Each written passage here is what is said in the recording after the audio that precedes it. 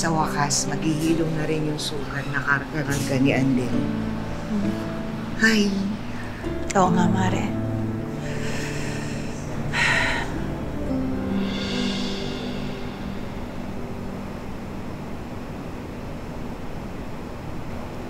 Si Jessica.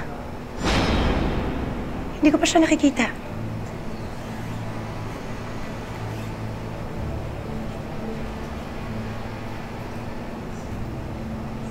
May hindi ba kayo sinasabi sa akin?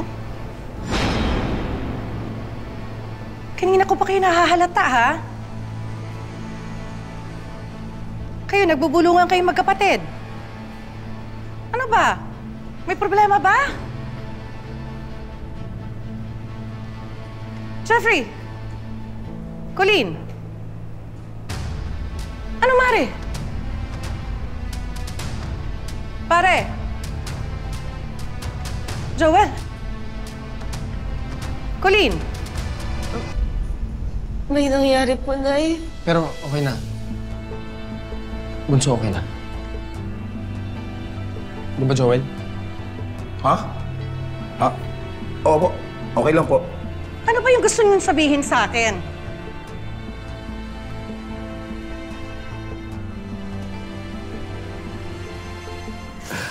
Ang tagal ko pinintay ito. Akala ko hindi na kita mayayakap eh. Ako rin po, Tay. Alam mo, namiss kitang tawagin na Andeng. Namiss ko rin po. Namiss ko rin po yun, Tay. Alam niyo po ba, si Nanay at saka si Kuya, lagi akong tinatawag na Andeng. Kahit si Ninang Paz at si Ninong Abel. Pero iba po talaga pag kayo yung tumatawag sa akin nun eh.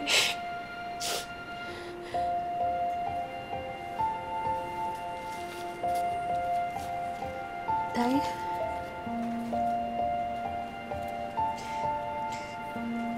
Baka pwede pong gawin na natin totoo to. Kumuha tayo ng family picture.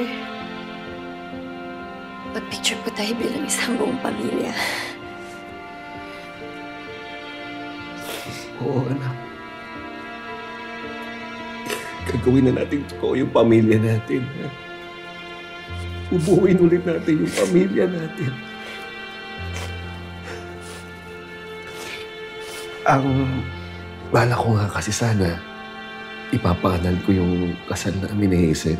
Tapos, niligawan ko yung nanay niyo. Ngayon, pag sinagot niya ako, pakakasalan ko siya. Inay, kung okay lang sa inyo magkakapatid. Ano po ba yun, Tay? Nagpapaalam po ba kayo o sinasabi niyo sa akin yung plano niyo? Pareho. Siyempre ako. Gusto ko po yun, Tay.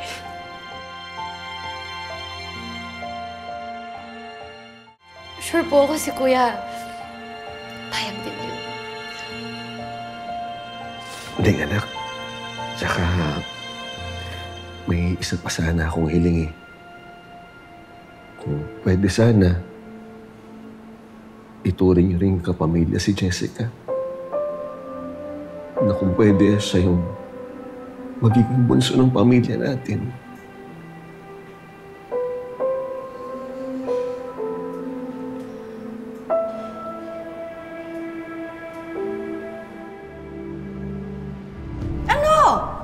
Ano ba hindi niyo sinasabi sa akin? Hinihintay niyo ba ako magalit, ha? Mars. Nay. Kalma lang ho. Sasabihin naman talaga namin eh, pero... Nay, baka pwede mo muna sabihin kay tatay. Bakit? Ano nga yun? Sabihin niyo nga sa akin! Mars. Hayop ka. Nandito ka palang babae ka. Anong ginagawa mo dito, ha? Pupuntahan mo si Manuel? Saan mo nakuha yung ugaling kriminal mo, ha? Ha? Nay! Nay! Tama na!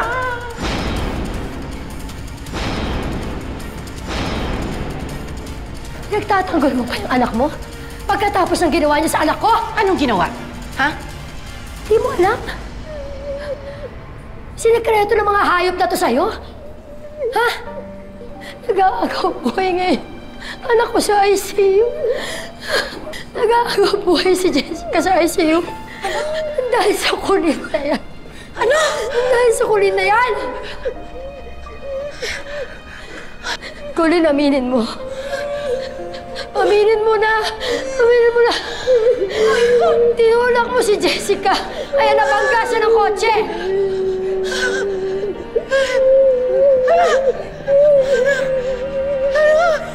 Ano nangyari?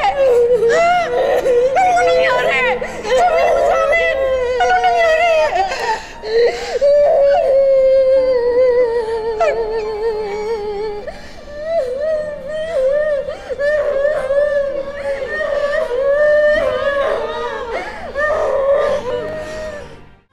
May nangyaring masama kay Jessica.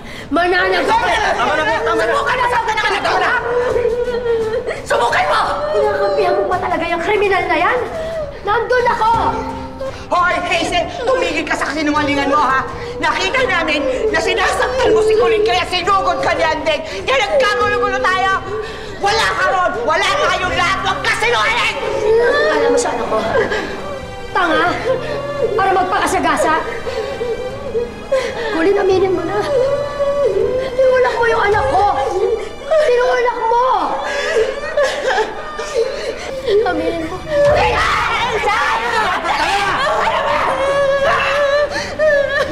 Nagkagulo na ng ganito!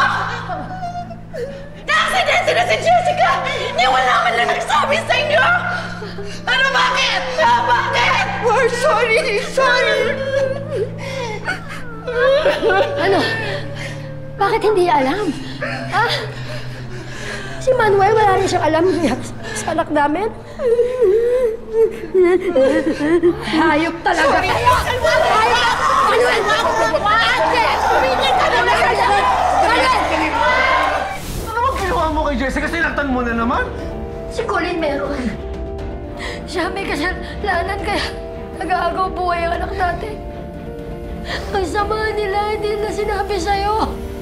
Hazel, pwede ka bang makita ang anak natin? Hindi dapat din yung iniwan si tatay doon kay Hazel eh. Di para saan pag-uwi natin siya? Tapos ibabalik mo rin? Sa tingin mo ba talaga? Itatakas niya yung tatay mo? Jessica, anak. Nandito lang kami ng daddy mo. Nakikilaban sa'yo. Huwag kang susuko, ha? Andito lang ako, anak. Hindi ka nag-iisa. Yung laban mo, laban din namin yun. Hmm? Oh. Nakita mo yun? Mahal na mahal kita. Nandito lang kami, anak. Nandito kami, hintayin ka namin.